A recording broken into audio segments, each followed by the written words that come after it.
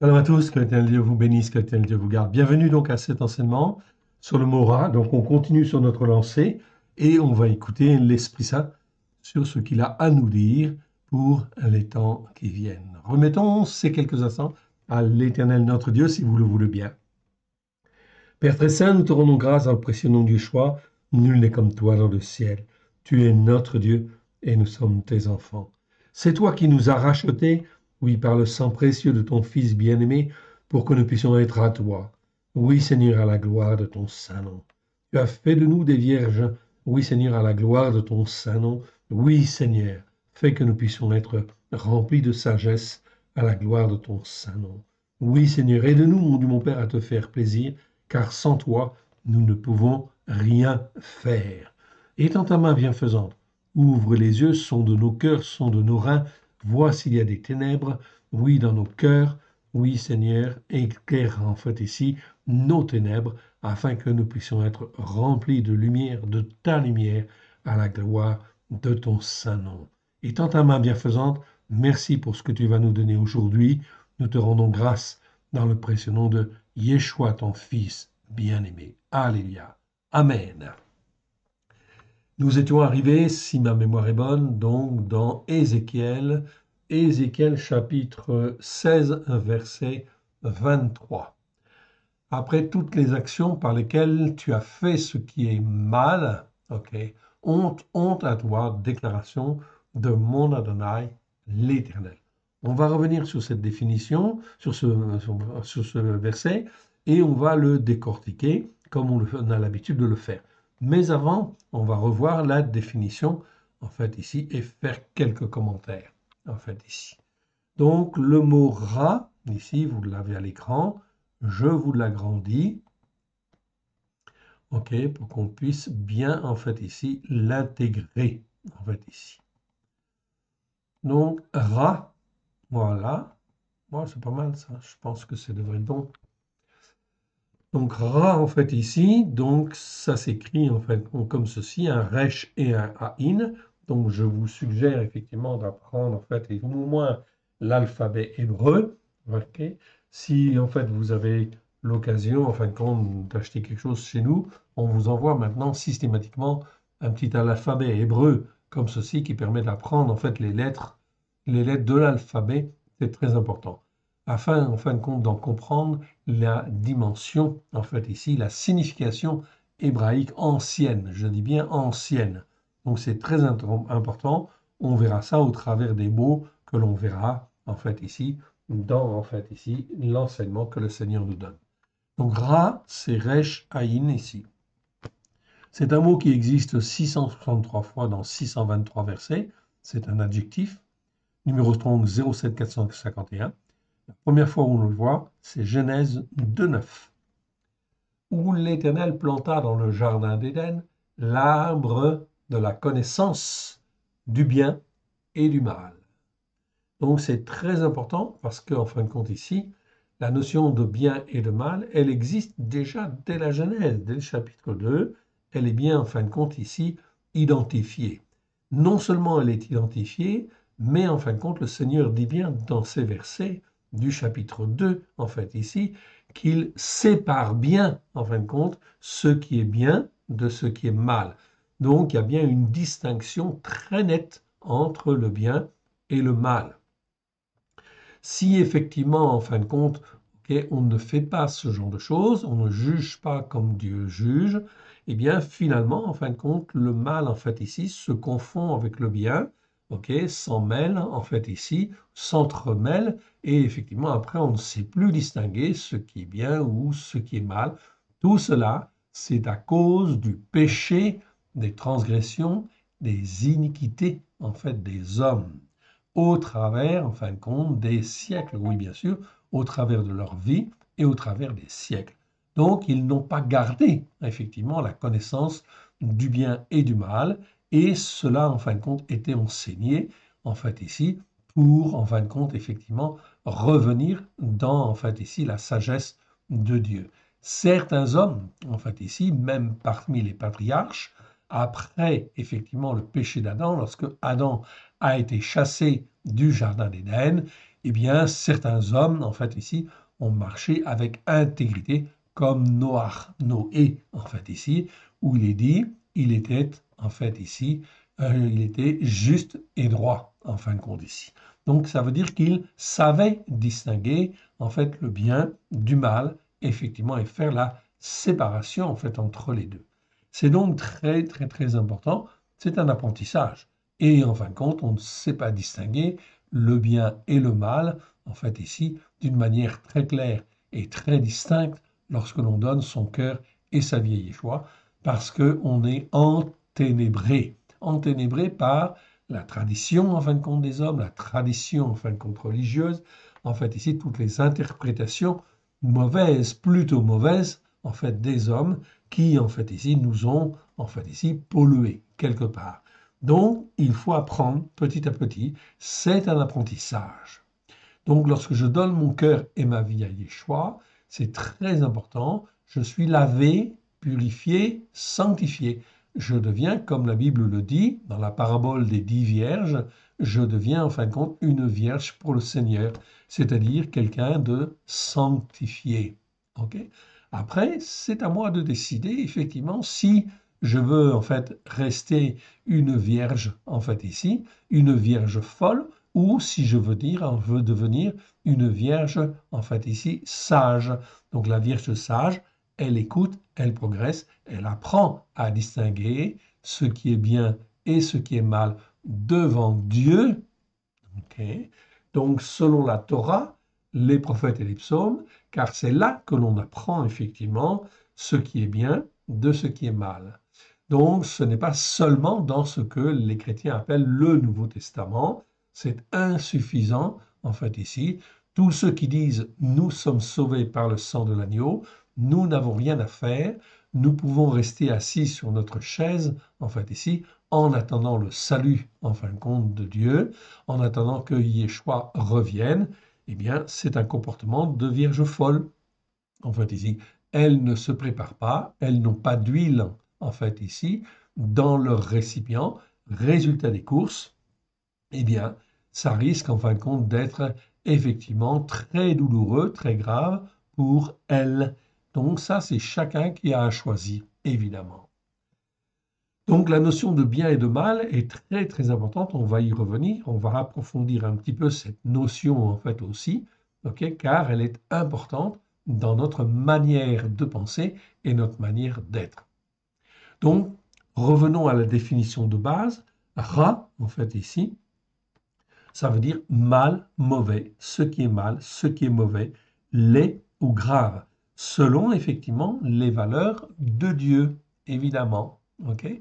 Donc si c'est la notion de mal selon en fait la chrétienté et de bien, en fait ici selon la chrétienté, je ne suis pas sûr qu'elle soit tout à fait conforme à ce que l'Éternel Dieu. Même on peut même affirmer que la notion de bien et la notion de mal est insuffisante, largement en fait insuffisante par rapport à ce que Dieu demande dans la Torah, évidemment.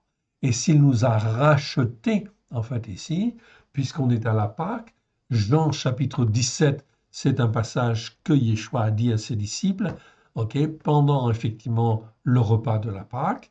Effectivement, résultat des courses, il dit bien là, je leur ai donné, en fait ici, la gloire que tu m'as donnée, afin que eux soient un comme nous sommes un. Comment on peut être un avec le Père et le Fils si on n'a pas la même définition du bien et du mal? Ça pose problème. Donc, une chose est sûre et certaine, on peut l'affirmer d'ores et déjà, c'est qu'en fin de compte, les règles, les lois du Père, en fait, qu'il nous a données, eh bien, c'est la Torah. Et en fin de compte, bien sûr, Yeshua a effectivement la Torah dans le cœur, avec grâce et vérité. Et si nous devons être un avec le Père et le Fils, il n'y a pas 36 solutions. Il faut apprendre à écouter la Torah et à la mettre en pratique, c'est-à-dire à rentrer dans l'obéissance en fait à Dieu. Cet apprentissage de l'obéissance et de la soumission fait inévitablement que l'Esprit de Dieu, en fait ici, nous forme, nous façonne pour aller plus loin et porter le fruit que lui, il veut dans nos cœurs et dans nos vies. Selon les racines hébraïques anciennes, la racine resh ahin est l'emblème de tout ce qui est terrestre, opaque et mauvais. Donc ça, c'est une définition en fait à retenir, une définition de base.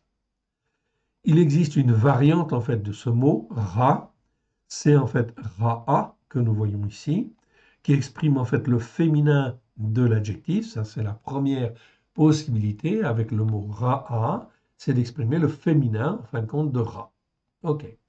Deuxième possibilité, en fait ici, ra'a avec la terminaison kamatz et en fait ici peut aussi exprimer en fait ici un mâle augmenté. Si ra ça veut dire mâle, ok, ra'a ça veut dire un mâle augmenté ou un autre mot dans la langue qui en fait ici nous intéresse ou nous concerne, quelque chose en fin de compte qui soit plus excessif, plus grand, plus ceci, plus cela, etc.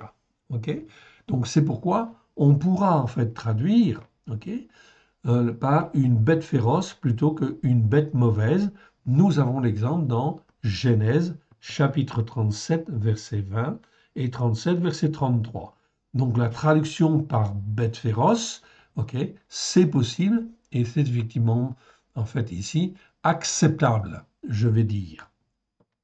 Donc une bête féroce, pourquoi pas, ok, plutôt qu'une bête, une mauvaise bête. C'est le cas donc dans Genèse 37, 20 et 37, 33. On s'y a arrêté plusieurs fois déjà. Ok. Cependant, en fait, on trouve une autre traduction en fin de compte de Ra'a dans Ézéchiel 34. En fait, 34, 25, où l'on parle en fait là d'animaux sauvages. Ok, donc qu'on l'on traduise par animaux ou bêtes, c'est pareil. Ok, ce n'est pas gênant. Mais là, on utilise le terme sauvage plutôt que féroce. C'est déjà plus approprié, il me semble. Ok. Ainsi, dans Genèse 37, 20 et 33, pourrait être traduit par une bête sauvage. Ok. Effectivement, ce serait mieux, en fait, je dirais. Ou, en fait, encore mieux encore, une bête de malheur, bien qu'en français, ça passe pas forcément, en fin de compte, très très bien, mais en fin de compte, on va quand même donner cette expression bête de malheur. Ce qui m'intéresse, c'est effectivement que Ra, on le traduise par malheur. Ça, c'est une bonne chose, par contre. En effet, le mot Ra'a, en fait ici, veut bien dire malheur. On le retrouve 284 fois, donc sur les 663 fois où le mot Ra existe, en 284 versets, c'est-à-dire presque la moitié, c'est la forme allongée du mot Ra. Et on le trouve 70 fois rien que dans le livre de Jérémie. Donc dans le livre de Jérémie, nous l'avons terminé et nous avons vu d'une manière très claire et très nette que l'on peut donner une définition, en fin de compte, à ce mot ra'a, qui est en fait évidente et qui est en fin de compte très claire, okay, et immuable. Ok, je reviens dessus. Je suis descendu un peu trop vite. Ok, mon curseur en fait a bougé. Donc je reviens, je vous demande 30 secondes et je reviens en fin de compte ici. Voilà. Donc ce qui est très important en fait à retenir, c'est ceci. En définitive, et selon les Écritures, le malheur ra'a est très clairement la conséquence des péchés, des transgressions, des iniquités qui perdurent dans le temps. Donc même si nous ne le voyons pas en fait de manière immédiate, ceci fait partie de la grâce en fin de compte de Dieu qui en fin de compte heureusement ne veut pas juger en fin de compte tout de suite parce que l'Éternel Dieu fait en fait et permet en fait les circonstances de manière à ce que les uns et les autres puissent se poser les bonnes questions et revenir en fait à Dieu.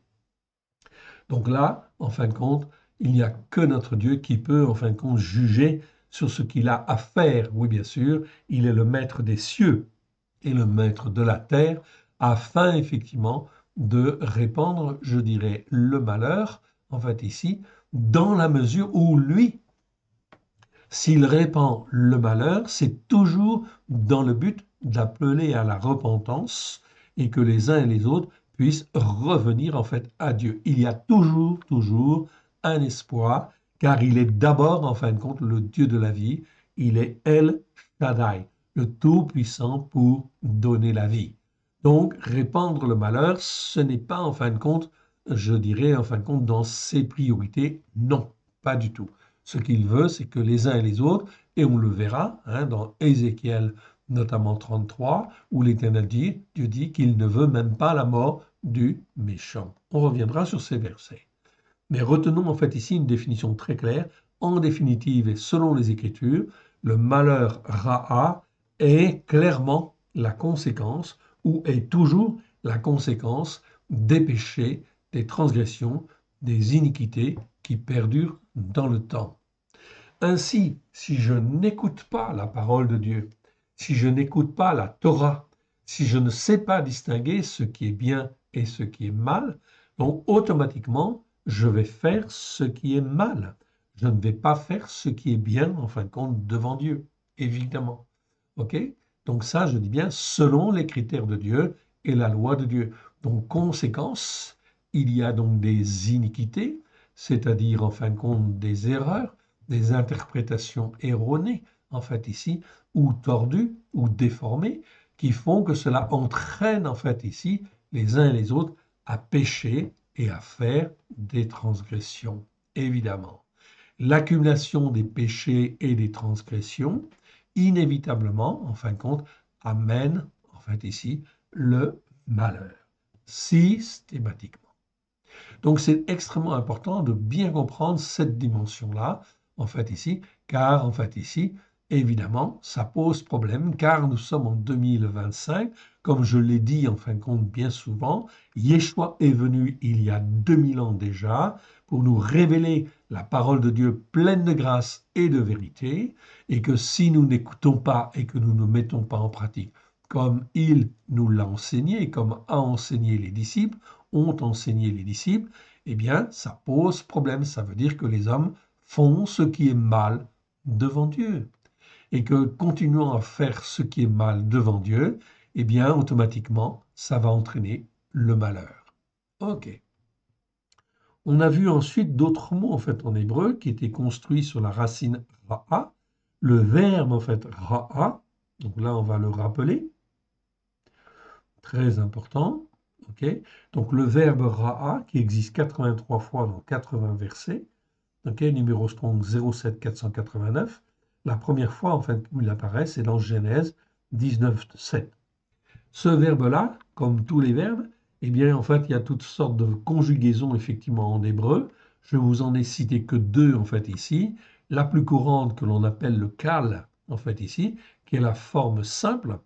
Eh bien, lorsque ce verbe est utilisé à cette forme simple, vocale, cela veut dire être mauvais, être mal ou se sentir mal. Comme en fin de compte, Moïse se sentait mal ou était mal à cause, en fin de compte, des péchés d'Israël. Tout à fait. OK? Mais c'est aussi, en fin de compte, lorsqu'il est utilisé au ifil, par exemple, donc une autre forme verbale. OK? Donc ça, il faut se familiariser avec. Parce que cette forme verbale, on va la retrouver aussi très souvent. Eh bien, dans ce cas-là, le verbe peut, en fait, ici, changer, en fin de compte, de sens ou être modifié dans son sens. Donc, dans ce cas-là, quand il est conjugué au ifil, eh bien, ça veut dire faire le mal ou faire du mal. Donc, lorsque les enfants d'Israël faisaient ce qui est mal devant Dieu, on peut donc en fait trouver ce verbe-là, oui bien sûr, ra'a en fait ici. Comme en fait ici, lorsque Dieu commence à faire du mal sur en fait les enfants d'Israël ou les enfants de Juda, à cause de l'accumulation de leurs péchés, de leurs transgressions, de leur iniquité, parce que la coupe est pleine, souvenez-vous en fait de l'iniquité des Amoréens. L'iniquité des Amoréens n'était pas à son comble, donc ils ne sont pas encore jugés. Lorsque l'iniquité des Amoréens est à son comble, ils sont jugés, et donc l'Éternel va livrer le pays des Amoréens, effectivement, et des Cananéens, c'est des Amoréens. Effectivement, donc résultat des courses, ils vont être livrés à cause de leurs péchés, à cause de l'accumulation, en fin de compte, de ce qu'ils ont fait de mal devant Dieu. Il en est de même, en fait, avec nous aujourd'hui, avec nos sociétés.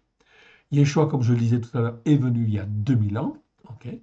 Est-ce que l'on écoute effectivement la Torah, les prophètes et les psaumes avec grâce et vérité, comme on le devrait? La réponse, en fait, ici, vous la connaissez et elle est évidente. Bien évidemment que les hommes et les femmes, aujourd'hui, en 2025, sont très loin d'écouter et de mettre en pratique les enseignements de la Torah, des prophètes et des psaumes, avec grâce et vérité. Non seulement les gens, en fin de compte, des nations, mais aussi même les croyants. Les croyants n'écoutent pas, en fait, ici, la parole de Dieu comme, en fin de compte, l'Éternel Dieu le voulait, en fait, ici. Nous sommes dans le temps de la Pâque, en fait, ici, de la Pâque de l'Éternel. Et oui, très bien. Alors, est-ce que l'on fait, en fait, la Pâque de l'Éternel comme l'Éternel Dieu le veut, en fait, ici? Ou est-ce que l'on fait les Pâques chrétiennes, P-A-Q-E-S? Donc là, ce n'est pas bien sûr la Pâque de l'Éternel, c'est une fête païenne avec des œufs, etc. Donc on est bien dans l'idolâtrie, c'est-à-dire dans l'institution de fêtes qui ne sont pas en fin de compte les fêtes de l'Éternel, mais d'autres fêtes. Et toute la chrétienté, sans exception, en fait ici, eh bien, en fin de compte, ici, c'est institué dans le calendrier grégorien, célèbre en fait les Pâques, effectivement, les Pâques. Du reste, on dit les Pâques, mais on ne dit pas la Pâque de l'Éternel. Donc, ce n'est pas la fête de l'Éternel. Eh bien, ceci, c'est faire ce qui est mal devant Dieu. Oui, c'est faire ce qui est mal, ça veut dire qu'on n'écoute pas et on ne met pas en pratique. Donc, résultat des courses, ça pose en fait problème. Car la fête de Pâques, comme en fait on l'a vu, en fait ici, est enseignée, eh bien, en fin de compte, commence la fête des pains sans levain. Et oui, on parle du levain. Dans en fait les églises en fait ici chrétiennes, dites chrétiennes, cela fait 34 ans et demi que j'ai donné mon cœur et ma vie à Yeshua. Jamais je n'ai entendu un enseignement sur le levain en fait ici. Le levain, c'est ce qui fait lever la pâte. Eh bien nous, de quel levain en fait, quel levain utilisons-nous en fait ici dans notre foi? Est-ce que nous utilisons le levain de Dieu ou est-ce que nous utilisons le levain en fait ici des catholiques, le levain des protestants, le levain évangélique ou n'importe quelle autre confession? Cela va donner en fait un pain, oui, qui va en fin de compte effectivement grossir, il va avoir une certaine forme, mais il n'a pas le goût que l'Éternel Dieu veut. Il faut absolument que ce levain soit renouvelé. Voilà pourquoi l'Éternel a institué une fête des pains sans levain qui commence avec la fête de la Pâque, Pessah, et qui dure 7 jours pendant lesquels on se renouvelle, etc. On ne mange plus de vieux levain, etc.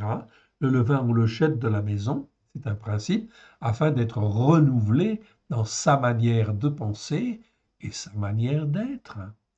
Quels sont les chrétiens qui font la fête des pains sans levain? Donc, si l'Éternel Dieu l'a institué tous les ans, c'est tout simplement parce que nous avons besoin, tous les ans, en fin de compte, de revoir notre copie, notre manière, en fait, de fonctionner, notre manière de travailler. Et si nous ne le faisons pas, eh bien, ça veut dire que nous allons toujours travailler avec l'ancien levain, c'est-à-dire l'ancienne manière de faire, l'ancienne manière d'être, etc. Et en fin de compte, on produira toujours le même pain, la même nourriture, en fait, ici, qu'on produisait avant. Alors que l'Éternel Dieu, tous les ans, prévoyait qu'on puisse être renouvelé. Donc, ceci est important, en fin de compte, fondamental. Mais souvenons-nous de quoi, en fait, aussi très important. Notre Seigneur Yeshua, il est notre Pâque. Paulos, en fait, le dit. Oui. Cela veut dire quoi? Ça veut dire qu'il est l'agneau sacrifié. Oui, qui a été sacrifié. Il a donc pris, en fait, son repas, en fait, ici, eh bien, le mardi soir avec ses disciples, et il est mort le mercredi. Il a été dans les supplices toute la journée, en fin de compte, de mercredi, en fait, ici, et il est mort à 15 heures. Et oui. Mais les Écritures nous disent, il est mort, en fait, ici, mais il est ressuscité. 3 jours et 3 nuits, en fait, ici. Il est resté 3 jours et 3 nuits dans le tombeau. Donc, en fait, ici, mercredi, en fait, 15 heures jusqu'à jeudi 15 heures, ça fait un jour. Jusqu'à, en fin de compte, en fait, ici, vendredi 15 heures, cela fait 2 jours. Jusqu'à samedi 15 heures, ça fait 3 jours.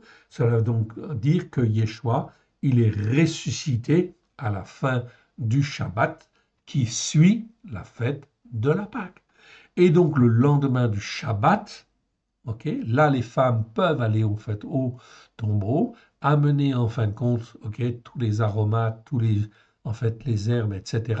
pour embaumer en fait ici le corps en fin de compte de Yeshua, mais il est ressuscité. Donc le lendemain du Shabbat qui suit la fête de Pâques, c'est la fête des prémices. Et oui, mais les prémices de quoi? De la vie, c'est la résurrection. C'est la toute-puissance de l'Éternel qui est là pour, en fin de compte, en fait, sauver n'importe qui, en fait, ici. N'importe qui, en fin de compte, de n'importe quelle détresse. Oui, bien sûr, il est les prémices de la vie. N'est-ce pas merveilleux? Eh oui. Et on ne peut que constater, en fait, ici, que beaucoup de croyants, en fait, ici, ou de gens qui se disent croyants, n'écoutent pas et ne font pas. Ils font ce qui est mal devant Dieu. OK.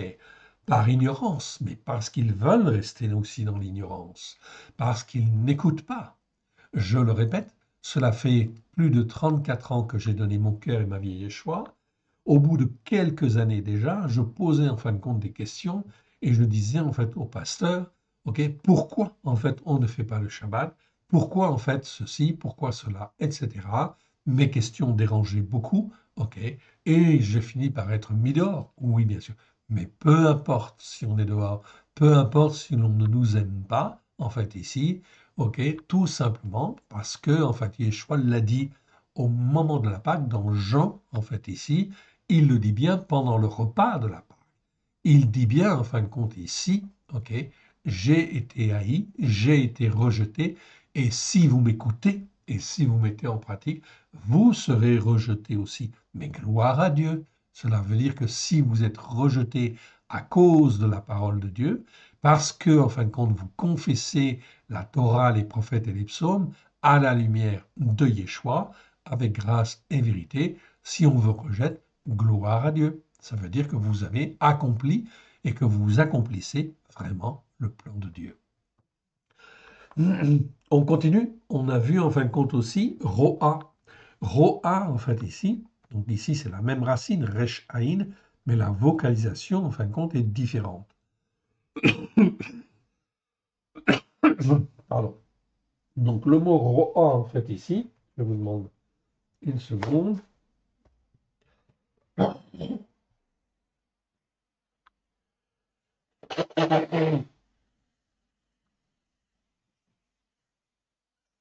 OK. Le mot Ro'a, en fait, ici, donc c'est un mot qui existe 19 fois dans 19 versets. On le voit ici. Première fois dans Genèse 41, 19, qui décrit un état de dégradation morale et spirituelle intense où se mêlent malice, perversité et influence des esprits de Bélial. Eh oui. Donc le mot Ro'a, en fin de compte, est très important. C'est un mot qui est très très mal traduit.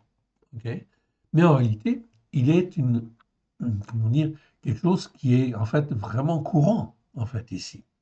Vraiment courant. La première fois où on le voit apparaître, c'est en fait dans Genèse 41, 19, pour exprimer la laideur physique extrême des vaches.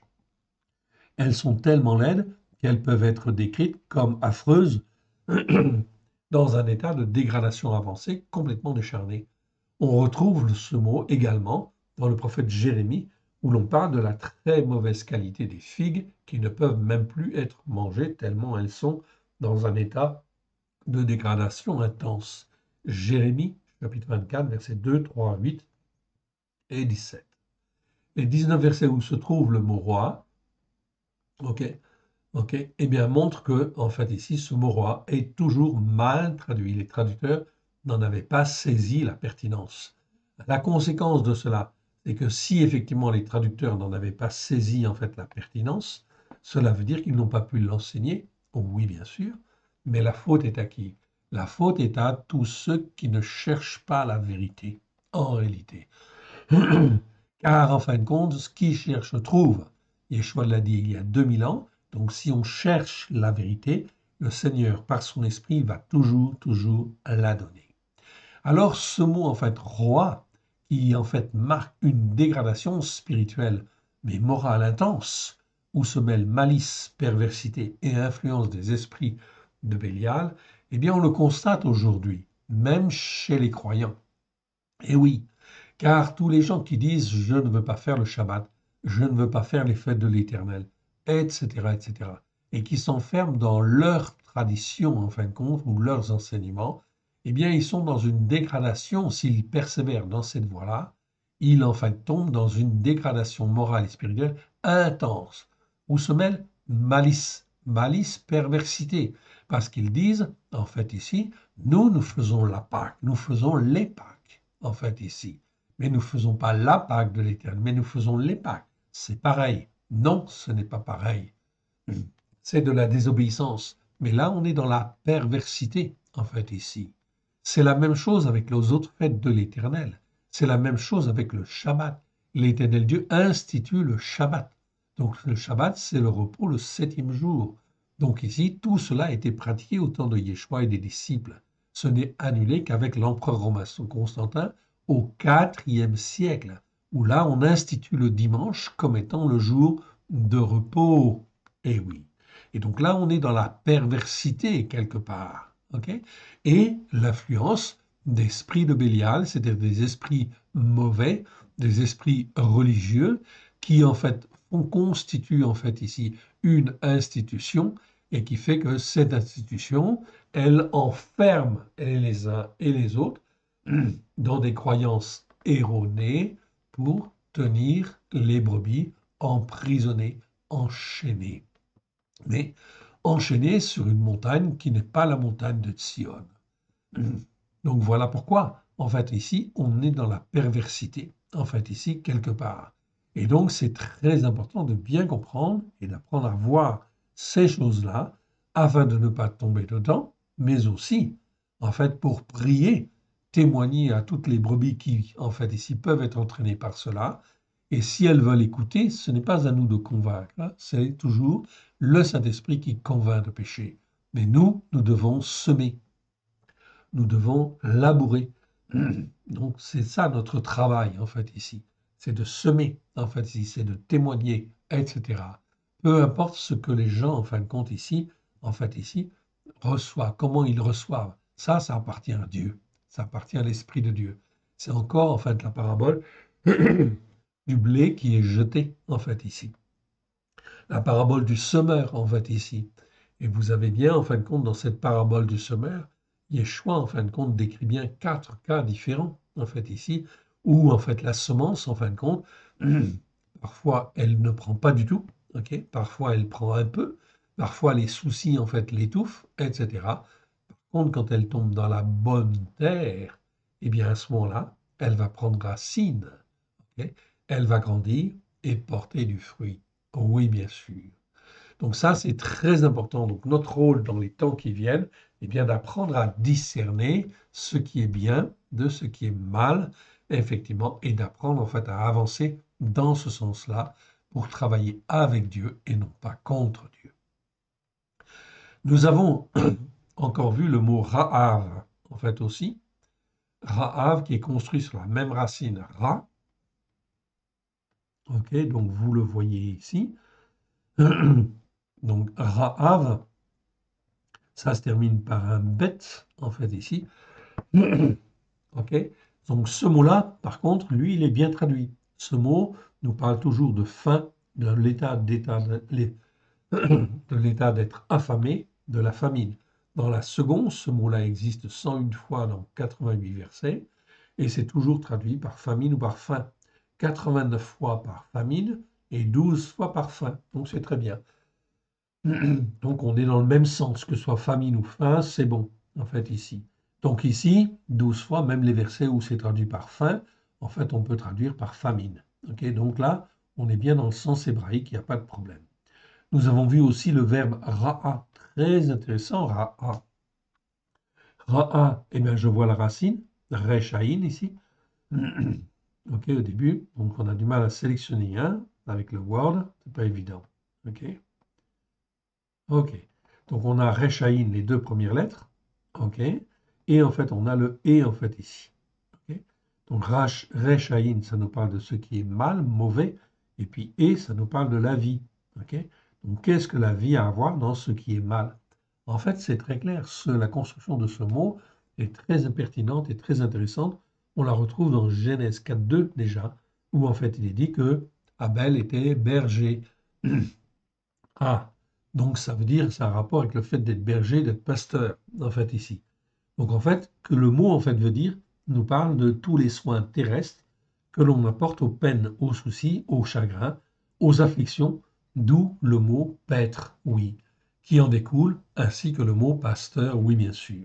Ainsi, selon les Écritures, la responsabilité d'un pasteur ou d'un prêtre ou d'un diacre ou d'un évêque, d'un responsable spirituel, c'est bien sûr de prendre soin des brebis, c'est-à-dire de soigner leurs peines, prendre en considération leurs peines, leurs soucis, leurs chagrins, leurs afflictions, dans le but de leur donner, petite et en fait ici, la vie de Dieu. Pas n'importe quelle vie, pas la vie pour devenir en fait ici, en fait catholique, protestant, évangélique ou autre, n'importe quelle dénomination, mais pour devenir en fait des fils et des filles de Sion, élevés sur la montagne de Sion, ok, à la gloire de l'Éternel. C'est la seule montagne spirituelle, c'est-à-dire montagne, ça veut dire en fait élévation en hébreu. Donc c'est élévation spirituelle. Donc ensuite, quand on dit la montagne de Sion, c'est l'élévation dans les valeurs de Sion, en fait ici, tout simplement. Donc ici, il faut bien comprendre cette dimension-là. Donc le but, en fin de compte, des hommes spirituels, non, des hommes matures, des pasteurs, des bergers, des ceci, des cela, etc., des prêtres, etc., c'est bien, en fin de compte, d'élever dans le but de donner la vie de Dieu. Si, en fin de compte, on ne donne pas la vie de Dieu, eh bien, ça veut dire qu'on fait ce qui est mal devant Dieu. Donc, forcément, si on continue dans cette manière de faire, si on n'est pas renouvelé dans notre levain, notre manière de penser, notre manière d'être, eh bien, ça veut dire que d'année en année, année après année, on fait toujours la même chose, on fournit le même pain, le même fruit, etc. Et en fait, un fruit qui, s'il n'est pas bon, en fait, ici, ou s'il ne correspond pas à ce qui est bien devant Dieu, et qui correspond à ce qui est mal, en fin de compte, devant Dieu, la plupart du temps, c'est le cas, ça veut dire, ça va entraîner systématiquement le malheur. OK. Et le malheur, vous le voyez en fait aussi apparaître en fait ici, inévitablement, en travers de la bouche de nos grands, des grands de ce monde. Oui. Et c'est de plus en plus en fait évident. Oui, bien sûr. Quand vous voyez en fait, vous entendez le président Trump en fin de compte, qui en fait s'amuse avec effectivement en fait, les droits de douane, etc., et qui met à genoux en fait ici le monde entier, cela nous révèle quoi? Cela nous révèle qu'un homme en fait ici peut en fait avoir une action déterminante sur le monde entier. Oui, bien sûr. Un homme fait trembler le monde entier. Est-ce que c'est bien? Est-ce que c'est mal devant Dieu? Eh bien, c'est pas en fait qu'on peut pas dire que ce soit du bien, effectivement. Donc, pour le moment, en fin de compte, l'Éternel Dieu le permet. Pourquoi? Parce qu'il va juger chaque nation. Chaque nation, en fin de compte, va devoir se positionner par rapport à Israël, par rapport à la parole de Dieu, en fait, ici. Et en fait, ici, les uns et les autres auront à choisir leur camp, en fin de compte, devant Dieu, évidemment. Donc, ce n'est pas bien, en fin de compte, effectivement, devant Dieu, effectivement. On peut dire que c'est mal a priori. OK? De la même manière, notre président vient de déclarer qu'il voulait un État palestinien, en fait, ici. Eh bien, est-ce que c'est bien, est-ce que c'est mal devant Dieu? OK? À votre avis? Eh bien, est-ce que c'est conforme? Comment je peux juger? La seule manière, en fin de compte, de juger, c'est de comparer par rapport à la parole de Dieu, en fait, ici. Est-ce que dans les Écritures, vous avez vu que l'Éternel Dieu, en fait, ici, proposait, en fait, un territoire aux Philistins? Et oui, vous avez bien entendu, Philistins. Car, en fait, Palestinien, c'est effectivement le nom latin, en fait, ici, pour, en fait, les Philistins, en réalité. Dans les Écritures, il n'y a aucune prophétie qui dit effectivement que l'Éternel Dieu veut octroyer un territoire aux Philistins et donc aux Palestiniens. La réponse est non. Je vous dirais en fait aussi que chez les Palestiniens, au temps en fin de compte d'Abraham, Abimelech, ok, était un homme qui croyait en fin de compte en l'Éternel Dieu, en A Elohim. C'était un craignant Dieu, oui. Et jamais, jamais il n'aurait fait de mal en son temps. Jamais il n'aurait fait de mal à Israël. Jamais il n'aurait fait de mal à Abraham. Jamais. Car il craignait à Elohim. Aujourd'hui, en fait, ici, la charte du Hamas, c'est la charte, en fin de compte, de tous ceux qui soutiennent, en fait, le Hamas, est de détruire Israël. Donc, ce n'est pas possible. On voit bien que là, il y a quelque chose qui ne va pas du tout. Donc, on ne peut pas juger, en fin de compte, et être en faveur du Hamas directement ou indirectement. Pour le moment, c'est impossible. Et pour toujours, du reste. La Bible est très claire, en fait, sur le Hamas. OK? Cela fait partie des hommes et des femmes qui doivent être détruites. Oui, bien sûr, exterminées. Mais ce n'est pas Israël qui, en fait, le fera. OK? Cela, en fin de compte, il n'y a que Dieu qui peut le faire. Bien sûr, aujourd'hui, qu'Israël ait à combattre, c'est une excellente chose. Mais cela nous montre, comme je vous l'ai montré dans Ézéchiel, le Hamas, la violence, s'élève pour servir de verge à la méchanceté. Donc, ça veut dire qu'effectivement, en fait, si le Hamas existe, c'est aussi parce que Israël doit se poser les bonnes questions et venir vers, en fait, le Mashiach, vers Yeshua Mashiach, celui qui est appelé le Christ. Oui, bien sûr. Donc, ils ont une démarche spirituelle, en fait, à faire dans les temps qui viennent. Mais d'ores et déjà, ils ont la victoire, en fait, ici, car ils viendront, oui, bien sûr. Ils viendront car aujourd'hui, Israël est soutenu par les États-Unis. Oui, mais les États-Unis, et notamment Trump, ce n'est pas Dieu, en fait, ici. Donc, lorsque les États-Unis vont tomber, et les États-Unis vont tomber, ok, donc ça veut dire quoi? Ça veut dire que cela va entraîner de grandes catastrophes économiques, en fait, mondiales. Donc, ceci, en fin de compte, est prévu, oui, bien sûr. Est prévu, en fin de compte, dans les prophéties. Pourquoi? Dans le but de constituer le royaume mondial des 10 cornes.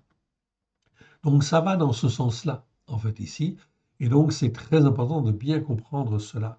Donc dans toute la détresse oppressante qui vient, et que l'Éternel Dieu, en fait, va permettre, dans le but que les uns et les autres puissent se poser les bonnes questions, nous n'avons qu'une seule chose, en fait, à faire, c'est à être des vierges sages, c'est-à-dire, en fin de compte, des croyants qui, en fait, cherchent à écouter et à mettre en pratique avec grâce et vérité au travers de Yeshua, en célébrant, en fin de compte, jour après jour, semaine après semaine, ce que l'Éternel Dieu, en fin de compte, nous demande de célébrer, dans le but d'être les témoins de sa vérité. C'est-à-dire de travailler avec Dieu, de combattre avec Dieu et de ne pas combattre contre Dieu. Donc là, il y a bien effectivement quelque chose d'essentiel en fait ici à comprendre sur le plan prophétique à venir. Je reviens en fin de compte dans le verset que nous avons vu tout à l'heure. Ok. Donc nous étions dans Ézéchiel 16, verset 23. Mais avant de le voir dans le détail, je voudrais quand même revenir au verset de la foi, de l'enseignement de la dernière fois, ok, pour y apporter un complément en fin de compte d'information. Un complément d'information, c'était donc Ézéchiel 11, 2, si ma mémoire est bonne. 11, 2. Non, ce n'était pas 11, 2. C'était pas 11.2, c'était... Attendez, je reviens dessus. Voilà. Alors, voilà, c'était pas là, c'était pas là, c'était pas là. Voilà, c'est exactement ça. Donc je suis dans Ézéchiel 14, verset 21. Souvenez-vous. Oui, ainsi parle mon Adonai, l'Éternel. Quoique j'envoie contre Yerushalayim, donc contre la ville préférée de Dieu, hein, ok, Yerushalayim, c'est la ville en fin de compte, ok, spirituelle, comme on ne peut pas imaginer, en fin de compte, c'est la ville, en fin de compte, par excellence, en fait, ici, qui glorifie Dieu, effectivement. Quoique j'envoie contre Yerushalayim mes 4 châtiments, donc l'Éternel parle des 4 châtiments, donc on en avait vu, on les avait déjà vus en grande partie, en fait ici, mais j'ai un complément d'information quand même à vous donner. Donc 4 châtiments, en fait ici, pour leur faire du mal. Ok, pour leur faire du mal. Donc ici, ce n'est pas 4 châtiments terribles, c'est 4 châtiments pour leur faire du mal. Ce que l'on fait de mal aujourd'hui devant Dieu, automatiquement, ça crée en fin de compte des conséquences, un mal en retour, qu'on va appeler malheur, en fait ici pour leur faire du mal. Donc c'est bien ce que Dieu dit en fait ici dans ce verset. Et en fait ici, ces 4 châtiments en fait ici, eh bien c'est l'épée. Rêve, ça on l'a vu. On l'a pas détaillé dans le détail, mais vous comprenez bien. L'épée, c'est effectivement la guerre, mais c'est pas seulement la guerre. C'est en fait ici toute violence en fait qui s'exprime. Une grenade en fait qui saute dans un bar tabac, en fait ici, ok, un enfant qui est en fait assassiné, etc., une femme qui est violée, etc., et tuée, etc. Tout cela, c'est l'épée. C'est toute en fait toute violence qui s'exprime et qui tue en fait ici ou qui blesse. Donc l'épée, en fin de compte, elle va s'exprimer d'une manière beaucoup plus large. Cette violence en fait qui s'exprime, c'est en fait ici, toujours en fait ici, la conséquence des péchés, des transgressions, ok, et qui perdurent. La famine, en fait ici, oui bien sûr, rare, on a vu le mot. Ok. Les bêtes féroces, donc ici, on aurait pu dire en fait aussi les bêtes sauvages. Ok. Mais ça pose en fait un problème quand même, parce que même si je mets en fait ici sauvage, ok, je ne vais pas l'écrire en grand, autant pour moi, hein, sauvage. Ok. Je peux traduire par bête sauvage. Oui. Mais en France, on ne voit pas de lion, on ne voit pas en fin de compte de bêtes sauvages comme cela. En fait, le mot, en fait, ici, c'est sur quoi je voulais m'arrêter. C'est en fait ici Raya, en fait ici Ra'a. Je vous le montre. Ok? Raya, Ra'a. Ra'a. Donc Raya, c'est en fin de compte, ça veut dire ce qui a vie. Généralement, et selon la tradition en fin de compte juive, on traduit toujours en fin de compte ce mot-là par en fin de compte une bête ou un animal. Ok.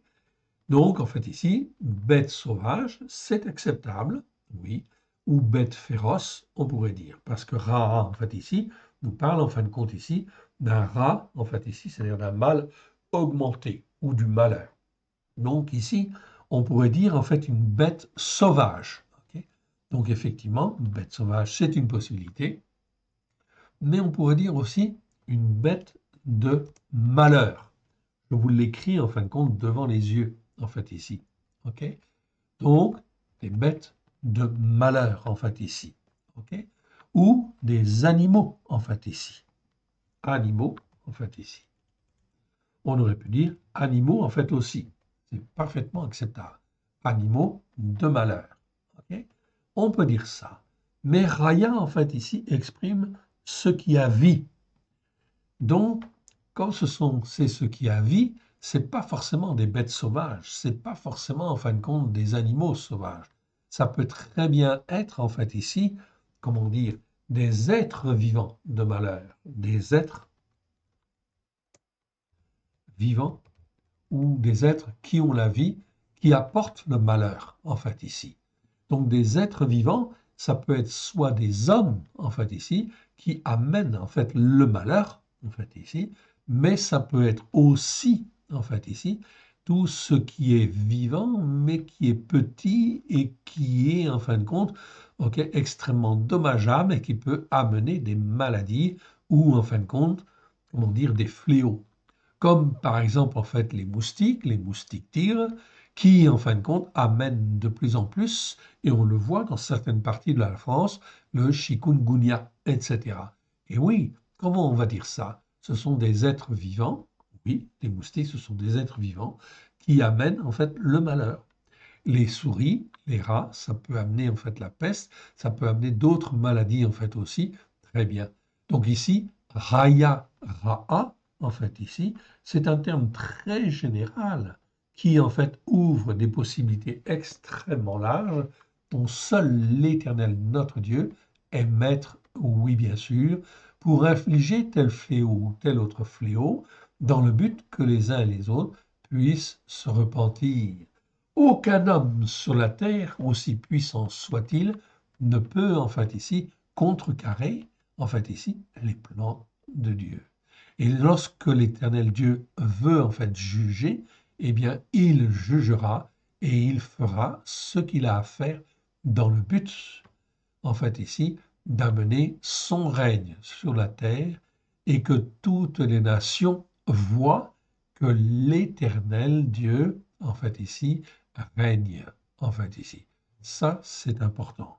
Or, aujourd'hui, si vous écoutez en fait ici, et les uns et les autres, vous vous apercevez en fin de compte que on ignore Dieu en fait ici, et on ne lui fait plus la place.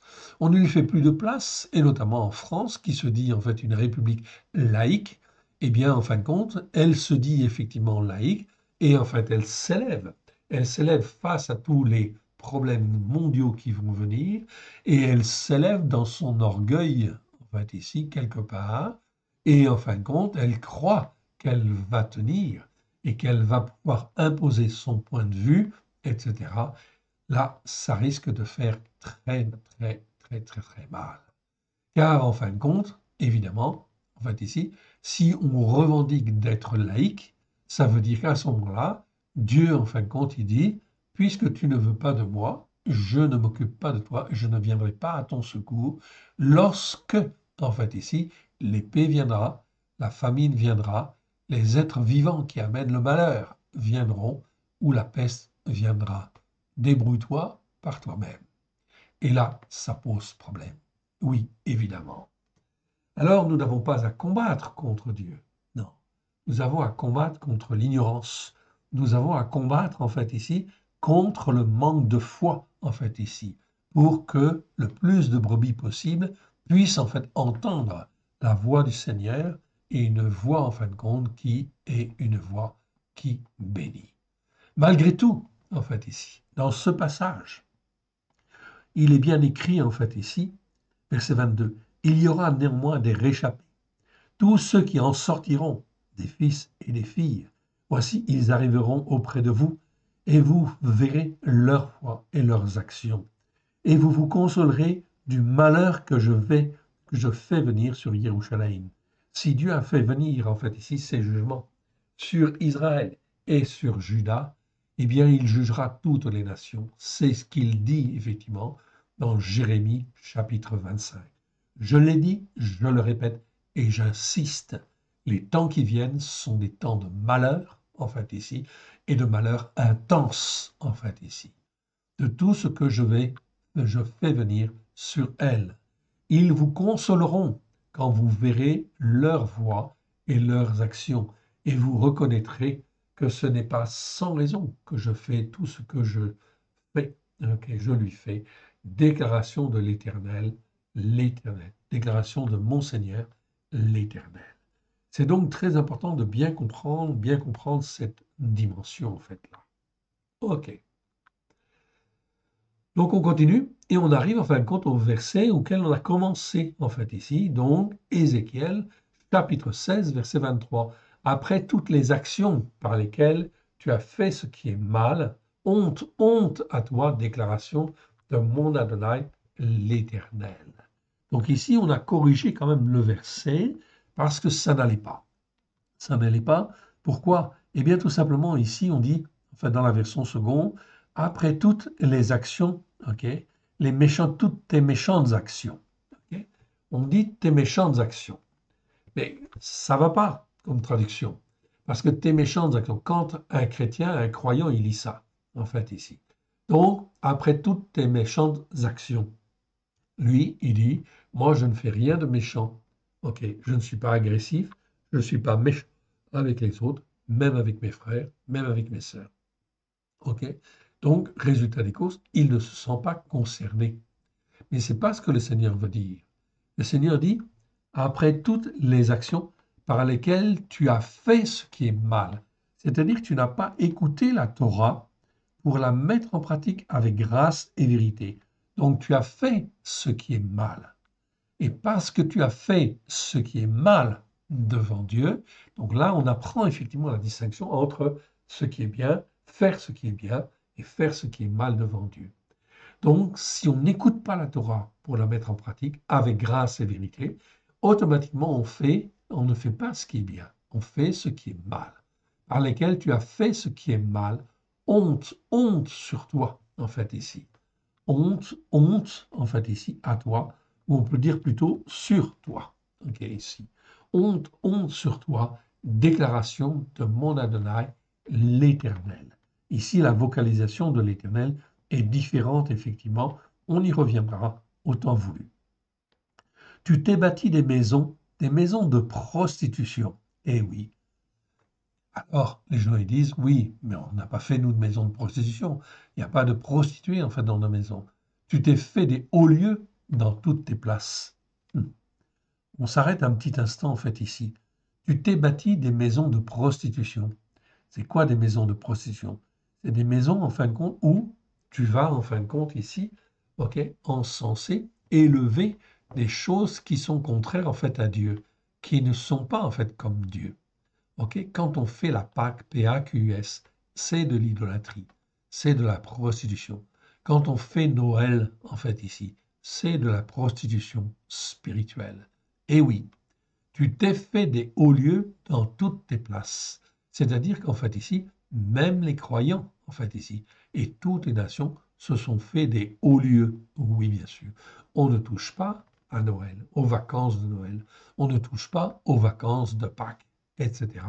Tout ça sont des hauts lieux. C'est des choses, en fin de compte, qui sont consacrées, en fait ici, mais qui ne sont pas consacrées, en fait, à Dieu, nullement. À l'entrée de chaque bois, tu as construit des hauts lieux, tu as déshonoré ta beauté, ok, tu t'es livré à tous les passants, tu as multiplié tes prostitutions. Alors que l'Éternel Dieu, lorsqu'il t'a fait naître, il avait l'intention effectivement de t'attirer à lui, mais déjà dans toute ta vie, tu n'as pas écouté, tu n'as pas entendu ou tu n'as pas voulu écouter et tu n'as pas voulu en fait mettre en pratique.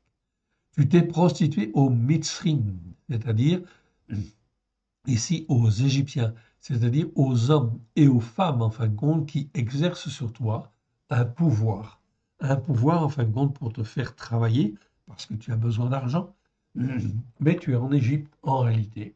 Donc tu es dépendant du système, en fait ici, et dépendant tellement du système que tu t'es prostitué au Mitzrim. Tu t'es livré à ton travail, et ton travail, en fin de compte, c'est ce qui te lie, c'est ton Égypte, en fait ici, quelque part. Tes voisins au corps vigoureux, tu as multiplié tes processions pour mériter. Et voici, alors que moi je t'appelais, en fait ici, pour en fait ici, te transformer, te façonner et te bénir, en fait ici, d'une manière, en fait, importante. Mais tu ne vois même pas ce que je voulais, en fait, compte, te donner. Et voici, j'ai étendu ma main contre toi, j'ai diminué la part que je t'avais assignée, en fait ici, je t'ai livré à l'âme de tes ennemis, et les filles des Pélishtim qui ont rougi de ta voix criminelle. Donc ici, on voit bien en fin de compte ici que la bénédiction, en fin de compte, elle n'est pas là. Et elle a tendance, en fin de compte, à diminuer. Tout cela, en fin de compte, c'est tout simplement parce qu'on est loin de Dieu.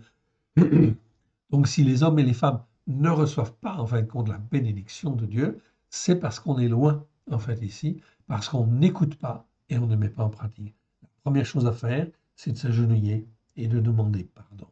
Pardon pour la dureté de notre cœur, pardon pour, en fait, ici, notre manière de penser, pardon, Seigneur, pour le levain qui a été le nôtre, en fait, ici, ok, pardon parce que nous n'avons pas fait la Pâque, parce que nous n'avons pas fait la fête des pains sans levain, pardon parce que nous n'avons pas célébré la résurrection, en fait, de Yeshua.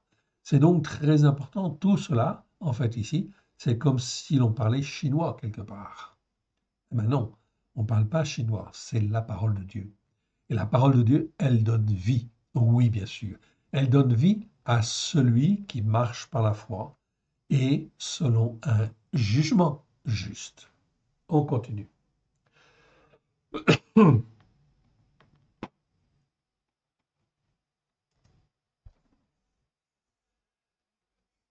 Alors on continue et on arrive en fin de compte ici dans, en fin de compte, Ézéchiel chapitre 20.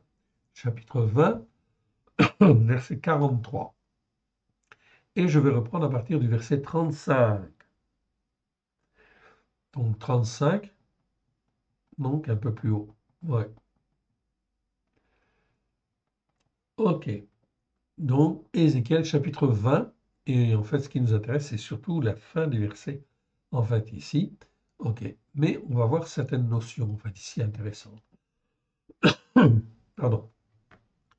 Verset 35. Je vous amènerai dans le désert des peuples, et là, je vous jugerai face à face. Donc l'Éternel Dieu va juger. Toutes les grandes secousses que vous voyez en fait en ce moment, c'est pour que chaque nation, en fait ici, soit désolidarisée des autres et puisse faire ses choix, en fait ici. Donc on est vraiment dans des temps prophétiques extrêmement importants, où en fait ici, les nations ont à se déterminer, en fait ici, par rapport à l'Éternel Dieu, et à faire des choix. À faire des choix, est-ce qu'ils sont pour Israël ou contre Israël? Est-ce qu'ils sont pour Dieu ou contre Dieu? Si tu es pour Dieu, tu es forcément pour Israël. Forcément. Sinon, il y a un problème.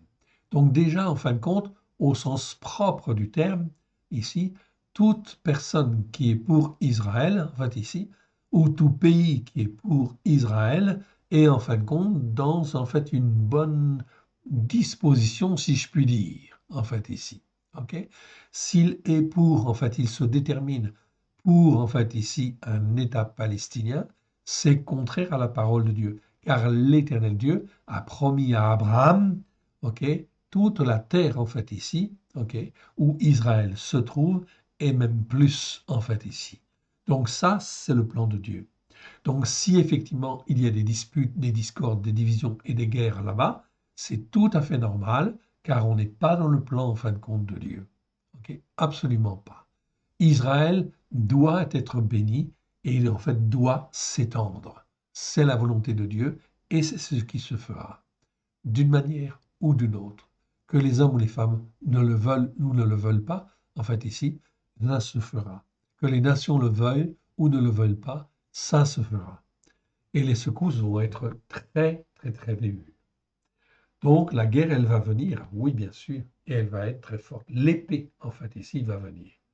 Je vous amènerai dans le désert des peuples, et là, je vous jugerai face à face. Comme je suis entré en jugement avec vos pères dans le désert du pays de Misraïm. Ainsi, j'entrerai en jugement avec vous, déclaration de mon Adonai l'Éternel. Alors le désert des nations, c'est quoi aujourd'hui? Eh bien aujourd'hui, c'est le désert en fait économique, c'est le désert politique, c'est le désert en fin de compte où il n'y a rien, rien qui tienne debout et qui tienne vraiment, vraiment debout en fait ici, quelque part. Eh bien, en fin de compte, Dieu est le maître en fait là-dessus. Voilà pourquoi nous ne devons chercher qu'une seule chose, nous attacher à l'éternel Dieu et rester attachés à l'éternel. Verset 37. Je vous ferai passer sous la verge. Et oui, sous la verge, et je vous mettrai dans les liens de l'alliance, dans les liens de l'alliance. Je séparerai de vous les rebelles et ceux qui me sont infidèles. Ok. Donc l'Éternel Dieu sonde les cœurs, sonde les reins. Tous les cœurs et tous les reins, en fait, ici. Je les tirerai du pays où ils sont étrangers, mais ils n'iront pas sur la terre adamique d'Israël. C'est-à-dire qu'en fin de compte, ici, je retrouve le terme adamique. Donc, on va non pas le commenter, en fait, ici, mais je rappelle, en fait, ici, que c'est mieux que pays. Ici, vous avez le mot pays, c'est le mot Eretz, comme en fait ici. Ok, vous l'avez là. Ok, ici, c'est le mot en fin de compte pays. Ok, je tirerai du pays, Eretz. Ok, mais ils n'iront pas sur la terre adamique. La terre adamique, en fin de compte, ce n'est pas le pays. C'est les traducteurs, en fait, n'ont jamais compris, en fait, ici, pourquoi il y avait une différence entre ici Eretz, ok, qui est traduit par pays, et ici Adama. Adama, en fin de compte, ici, ils l'ont traduit par pays, comme en fin de compte la seconde parle du pays d'Israël. Non, c'est la terre adamique, en fait, ici, d'Israël. La terre adamique, c'est la terre spirituelle qui nous donne la capacité d'être un avec le Père et un avec le Fils. Donc cette terre, en fait, ici, elle est très, très, très précieuse, oui, bien sûr. Donc cela veut dire qu'en fait, c'est un appel à être transformé, bien évidemment, si on a le cœur pour cela. Et vous saurez que je suis l'Éternel. Ok. Donc ici, nous voyons en fin de compte une appellation très importante. L'Éternel Dieu, en fait, ici, va secouer toutes les nations parce qu'il veut que, en fait, ici, toutes les nations et tous les hommes sachent que lui est l'Éternel. Yod et Vavé. Donc, je ne dis jamais, en fait, le mot Hachem, parce que, en fait, les Juifs de la tradition disent Hachem. Mais Hachem, ça veut dire le nom, en fait, ici. Et par respect, en fait, disent-ils, ils disent effectivement, OK, le tétragramme, on ne le prononce pas. Donc, comme on ne le prononce pas, en fin de compte, eh bien, ils disent Hachem ou ils disent Adonai. Mais je ne suis pas trop d'accord avec cette interprétation-là. C'est en fait insuffisant. Donc, personnellement, je préfère même l'appellation, en fin de compte, qui vient des nations, qui est l'Éternel, ok, qui est une bonne appellation, parce que c'est celui qui est, qui était, qui est et qui sera. Il est l'Éternel. Donc, l'appellation éternelle me convient très très bien.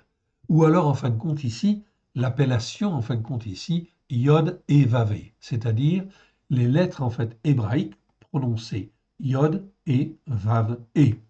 Donc ça me plaît en fait aussi, c'est bien, c'est un respect, c'est Yod et Vavé, celui qui est au-dessus de tout. Et vous saurez que je suis Yod et Vavé ou que je suis l'Éternel. Donc là, c'est très important. L'Éternel Dieu, aujourd'hui, est-ce qu'il est connu comme étant l'Éternel? Non. Aucune nation, aucun président, aucun roi, ou ils sont très très rares, ne reconnaissent que l'Éternel Dieu règne. Or, l'Éternel Dieu veut montrer à tous que c'est lui qui règne sur la terre. Donc ce n'est pas Trump en fin de compte qui règne, en fait ici, non, c'est l'Éternel Dieu qui règne. Je les tirerai du pays où ils sont étrangers, mais ils n'iront pas sur la terre adamique d'Israël. Et vous saurez que je suis Yod et Vavé. Et vous, maison d'Israël, ainsi parle mon Adonai, Yod et Vavé. Allez, chaque homme, servir vos idoles. Ok. Vous voulez servir les idoles? Allez-y. Mais après cela, vous m'écouterez. Et vous ne profanerez plus le nom de ma sainteté par vos offrandes et par vos idoles. Donc l'Éternel Dieu veut que son peuple revienne à lui, mais dans de bonnes dispositions en fin de compte de cœur. Car sur la montagne de ma sainteté, ok, la montagne de ma sainteté, très importante cette expression, effectivement. Sur la montagne en fait d'Israël, déclaration de mon Adonai, l'Éternel, en fait ici, là, toute la maison d'Israël, tous ceux qui seront dans le pays me serviront. Donc on voit que, en fait ici, eh bien tous les croyants, dans ce cas-là, tous les croyants qui en fait appartiennent à l'Éternel, le serviront. Là, je les recevrai favorablement. Je rechercherai, en fait ici, vos offrandes par élévation, les prémices de vos dons et tout ce que vous me consacrerez, c'est-à-dire tout ce que vous faites, en fait ici, sera bien quand je vous aurai secoué. Je vous recevrai comme un parfum d'une agréable odeur quand je vous aurai fait sortir du milieu des peuples, rassemblés des pays où vous êtes dispersés, et je serai sanctifié par vous aux yeux des nations. Donc, en fait, ici, on voit très bien que l'Éternel Dieu va réveiller son peuple, oui, pour, en fin de compte, ici, parmi tous les peuples du monde entier, aussi, en fin de compte, témoigner de sa vérité. Et vous saurez que je suis Yod-Hé-Vavé, que je suis l'Éternel, quand je vous ramènerai sur la terre adamique d'Israël. Donc ici, on voit sur la terre adamique. La terre adamique, c'est-à-dire sur la terre la terre spirituelle qui permet d'être transformé, façonné pour être un avec le Père et le Fils. Ok. Dans Adama, en fait ici, le mot Adama, vous avez la racine en fait d'Alet même. Dalet même, en fait, ici, c'est en fin de compte la racine qui permet, qui démontre la volonté de Dieu de vouloir transformer, en fait, ici, à son image, dans une assimilation parfaite de lui, en fait, ici. C'est donc très, très important. Quand je vous ramènerai sur la terre adamique, c'est pas toujours facile à traduire, on est bien d'accord en français, mais c'est ça que ça veut dire, en fait, ici. Donc, en fait, pour être transformé, en fait, ici, afin d'être un avec le Père. C'est exactement ce que Yeshua dit dans Jean 17, notamment lors de la Pâque de l'Éternel, où lorsqu'il dit effectivement, je leur ai donné la gloire que tu m'as donnée, afin que eux soient un comme nous sommes un. Je vous ramènerai sur la terre adamique d'Israël dans le pays que j'ai juré de donner à vos pères. Donc le pays, c'est bien la terre d'Israël. En fait, ici, là, c'est bien le pays physique au sens propre. C'est Eretz. Donc, toute personne, tout chef qui prétend, en fin de compte, vouloir donner, en fait, une terre aux Palestiniens, c'est créer un deuxième État. Ici, c'est s'élever contre Dieu, car l'Éternel Dieu a dit à Abraham, Israël et Jacob, je te donnerai toute cette terre, en fait, ici-là, que tu vois. Ok, que j'ai juré de donner à vos pères. Donc on voit que la promesse est là. Donc on ne peut pas s'élever, en fait, contre Dieu. Donc tout dirigeant qui s'élève contre Dieu, eh bien, effectivement, c'est extrêmement grave pour lui. Là, vous vous souviendrez, et pour la nation qui le suit, là, vous vous souviendrez de la voie que vous avez suivie. Donc ici, c'est marqué votre conduite. Vous vous souviendrez de votre conduite. Non, on ne peut pas traduire par conduite.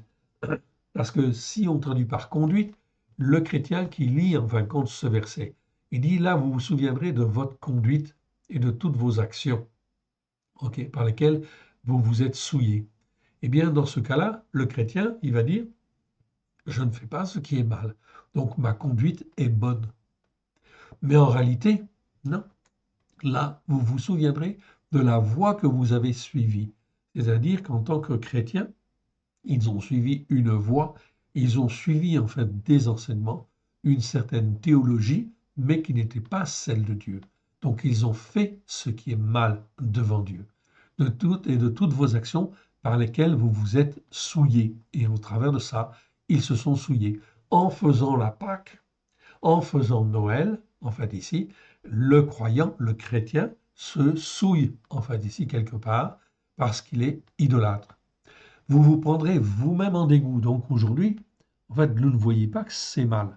Mais le Seigneur dit, vous vous prendrez vous-même en dégoût à cause de tout le mal, en fait ici, que vous avez commis. Dans la traduction seconde, c'est marqué, en fait ici, à cause de toutes les infamies que vous avez commis. Mais le chrétien, quand il lit ça, il dit, en fait, moi, je ne commets pas d'infamie, donc ça ne me concerne pas. Non, ici, c'est à cause de tout le mal que vous avez commis. C'est-à-dire, en fait, ici, toutes les pratiques que l'on fait, même le dimanche, chaque semaine. Quand tu dis que le dimanche, c'est le jour saint, en fait, ici, c'est le jour de repos, tu es en train de dire quelque chose qui est contraire à ce que Dieu dit. Dieu dit, c'est le Shabbat, en fait, qui est le jour de repos, c'est le 7e jour, en fait, ici. Donc, tu dis quelque chose qui est contraire à Dieu. Tu es rebelle, en fait, à Dieu. Donc, toutes les semaines, tu pêches, toutes les semaines, tu transgresses, etc. Si tu te dis chrétien, effectivement. Et vous saurez que je suis l'Éternel, ok, je suis Yod-Hé-Vav, quand j'agirai quand j'agirai avec vous, par égard pour mon nom, et nullement d'après la voie que vous avez suivie, et non pas votre conduite, selon ce qui est mal, et la voie que vous avez suivie selon ce qui est mal, et vos actions corrompues à nos maisons d'Israël. Déclaration de mon Adonai, l'Éternel. Donc hier, Israël s'est très mal comporté. Effectivement, souvenez-vous, le péché de Jéroboam. L'Église a-t-elle commis le péché de Rohan? Oui, bien sûr. On est en plein dedans. Donc, on a fait une petite brochure là-dessus et on a fait des enseignements, des séminaires là-dessus. OK, c'est très clair. OK, l'Église a-t-elle commis le péché de Jéroboam? La réponse, elle doit être évidente. Oui, bien sûr. Alors, si elle a commis le péché de Jéroboam, il faut revenir à l'Éternel, demander pardon et, en fait, ici, changer de levain, c'est-à-dire de manière, en fait, ici, de penser et de faire. C'est donc très important. Allez, on continue.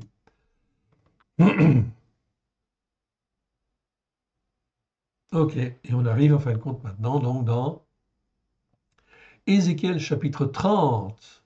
OK, chapitre 30, verset en fin de compte ici. Ce qui nous intéresse, c'est le verset 12. Et là, en fait, on va lire du verset 10 au verset 26. Mais on le fera la prochaine fois parce que les commentaires risquent d'être un petit peu plus longs, en fait, ici. OK, aussi. Donc, il faut que on prenne chaque chose en son temps. Donc ici, on est donc dans Ézéchiel, chapitre 30, OK, verset 12. OK. Et on va remettre au Seigneur ce qu'on a entendu aujourd'hui. Père très saint, nous te rendons grâce dans le précieux nom d'Yeshua. Merci Seigneur pour ta parole vivante. Oui. Que ce qui n'est pas de toi dans le nom d'Yeshua s'en aille dans les lieux arides. Oui Seigneur. Que ce qui est de toi reste, puisse être rempli de grâce et de vérité au travers de Yeshua, ton Fils bien-aimé. Et que cela puisse trouver un terrain favorable dans chacun de nos cœurs, à la gloire de ton Saint-Nom. Car nous avons besoin de toi. Nous avons besoin d'être renouvelés avec un nouveau levain, Seigneur. En cette fête, oui, des pains sans levain, nous te rendons grâce dans le précieux nom de Yeshua. Étends ta main bienfaisante. Oui, sans toi, nous ne pouvons rien faire. Éclaire nos ténèbres, Seigneur, afin que nous puissions être formés, façonnés comme toi tu le veux, et que nous puissions porter dans les temps qui viennent, oui, Seigneur, la parole de Dieu et les fruits que toi tu veux, à la gloire de ton saint nom. Oui, Seigneur, afin que ton nom puisse être glorifié sur cette terre et que l'on sache que c'est toi qui règnes. Ô Dieu Tout-Puissant, nous te rendons grâce dans le précieux nom de Yeshua, ton Fils bien-aimé. Merci, Père. Merci, Yeshua. Merci, Esprit Saint. Amen. Que Dieu vous bénisse et Dieu vous garde. Et surtout, n'ayez pas peur des événements qui viennent, même si ça bouscule beaucoup, gardez votre foi dans le Seigneur, Dieu Tout-Puissant, dans notre Dieu. Il nous a rachetés et nous sommes précieux à ses yeux. Voilà pourquoi il faut écouter et mettre en pratique avec grâce et vérité. Que Dieu vous bénisse et que Dieu vous garde. Shalom à tous. Amen.